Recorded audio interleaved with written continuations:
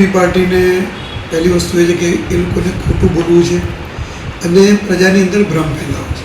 એમાં ચાહે યશુદાનભાઈ હોય, ગોપાલ ઇટાલિયા હોય કે કેજરીવાલ હોય કે કોઈ પણ નેતા હોય, એમની આ એક માનસિકતા રહી છે કે ખોટું બોલવું અને ભ્રમ ફેલાવો.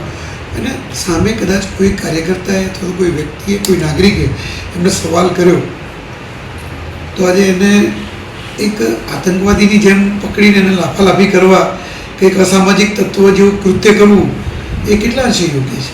કારણ કે આમ આદમી પાર્ટીને ખોટું બોલતા રોકવાની વાત તો ઠીક છે, પણ ક્યાંક એને કંઈક સવાલ કરે છે વ્યક્તિ કે ભાઈ તમે દિલ્હીમાં હતા ત્યારે તમે શું કર્યું, કે તમે દિલ્હીની અંદર યમુનાના પાણી કેટલી ક્લીન કર્યું, યમુનાનું પાણી કેટલું આપતા હતા, કે દિલ્હીમાં જ્યારે પાણી ભરી રહેતા ત્યારે તમે શું કામ કર્યું. આવું કંઈ પૂછ્યું તો યશુદાનભાઈ પાસે જવાબ ન હોય, સ્વાભાવિક છે. કારણ કે એમને તો જે કેજરીવાલે જેટલું ખોટું ભૂખાયેલું હોય એટલું બોલતા હોય એ સ્વાભાવિક છે. પરંતુ એને જવાબ આપવાની જગ્યાએ લાફાલાફી કરવા માંડ્યા.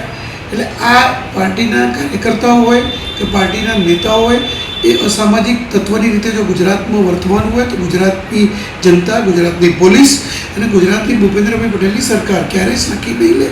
એમની પર ચોક્કસ પગલાં લેવામાં આવશે.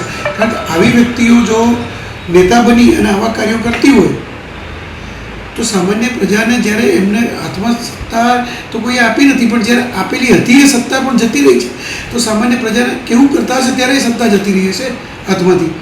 બીજી વાત એ છે કે જ્યારે એ લોકો કહી રહ્યા છે કે અમે જીતી ગયા, પેટા ચૂંટણી 2 થઈ, કડીને વિસાવદરની પેટા ચૂંટણીમાં પરિણામ એમના પક્ષે આવ્યું, પરંતુ સીટ એમની જ હતી પહેલેથી. આમ આદમી પાર્ટીની સીટ હતી, એમને જાળવી રાખી છે.